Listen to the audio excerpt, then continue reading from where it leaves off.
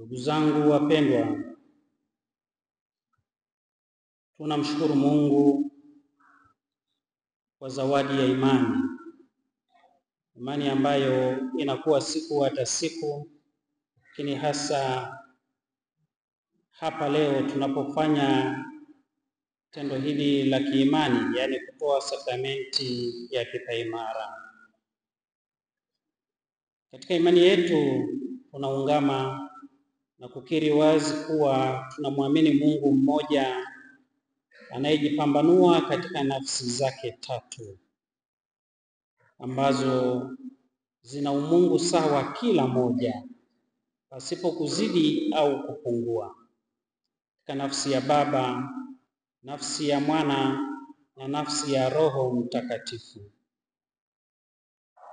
Kumbe sakramenti ya kipaimara inafungamanishwa sana na nafsi ya tatu ya Mungu, yaani Roho Mtakatifu, kwa sababu ndiye yeye ambaye anashuka na mapaji yake au na zawadi zake ili kutuletea sisi furaha na amani ya kuishi kwa amani na upendo katika maisha yetu. Ndio huyo Roho Mtakatifu tuliyomsikia katika somo la kwanza, aliyeshuka siku ile ya kwanza kabisa ya Pentekoste, ni siku 50 baada ya kufufuka Bwana wetu Yesu Kristo. Nakumbuka siku 40 alipaa na siku 10 baadaye ndiye Roho Mtakatifu akawashukia wale mitume. Mwandishi wa kitabu cha Matendo ya Mitume anaweka wazi kuwa siku ile ya Pentekoste walikuwepo watu wamekaa pamoja.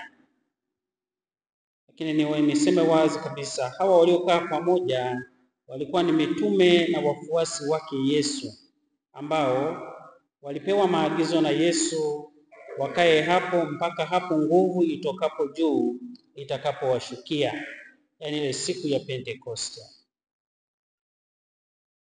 Lakini kwa wenyeji wengine, siku ya Pentekoste iliwakuta wao wakiwa wanafanya sherehe kubwa kabisa ya Kiyahudi, yaani sherehe ya mavuno.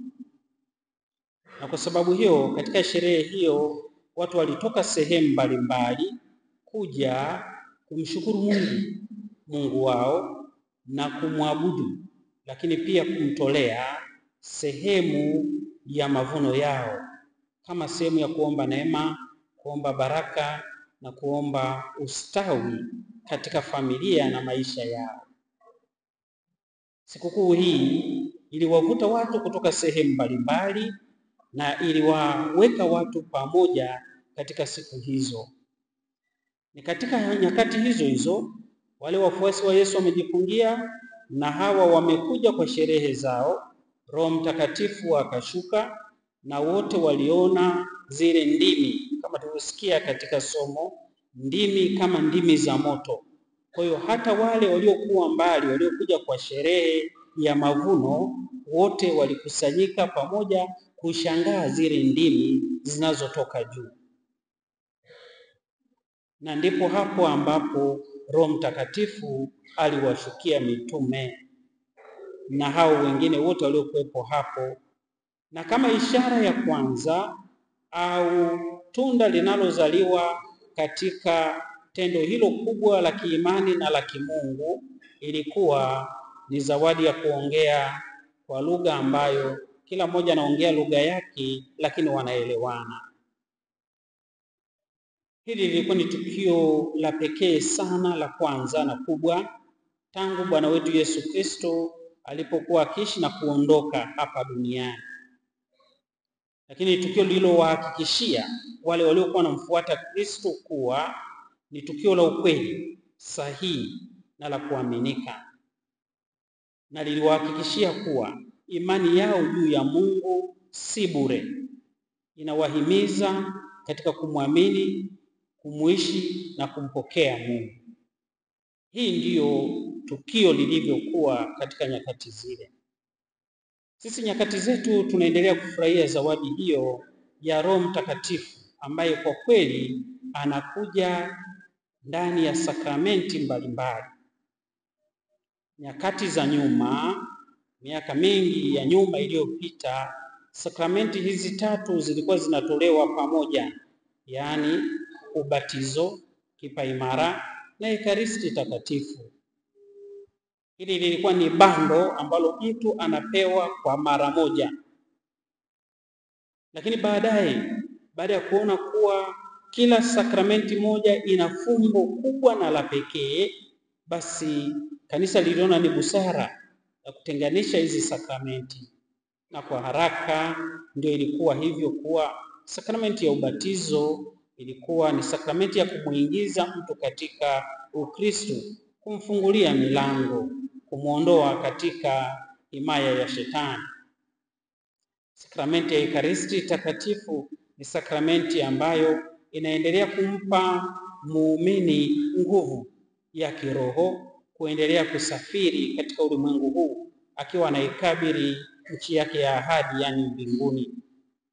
Ili kushinda katika mambo mbalimbali ya ulimwengu huu, anapaswa kula chakula cha kiroho kitakachompa nguvu ya kusafiri na kushinda yote hayo atakayokutana nayo.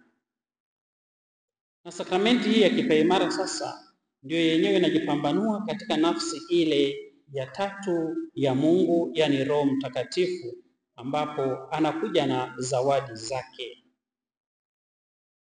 Tunatambua na kuelewa zawadi ambazo zinakuja na sakramenti hii, ndio hayo ambayo tunayaita mapaji 7 ya Roho Mtakatifu.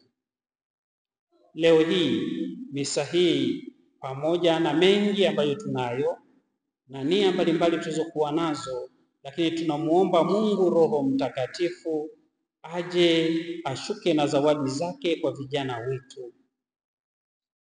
Na yeyote yule aliyepokea au anayepokea au atakayepokea sakramenti ya kipaimara ajijue wazi kuwa yeye ni askari, yeye ni mlinzi, yeye si mtoto tena. Atapaswa kuwaza kama mtu mzima, atapaswa kusema kama mtu mzima, atapaswa kutenda kama mtu mzima, atapaswa kufundisha kama mtu mzima katika mambo yote yanayohusiana na imani.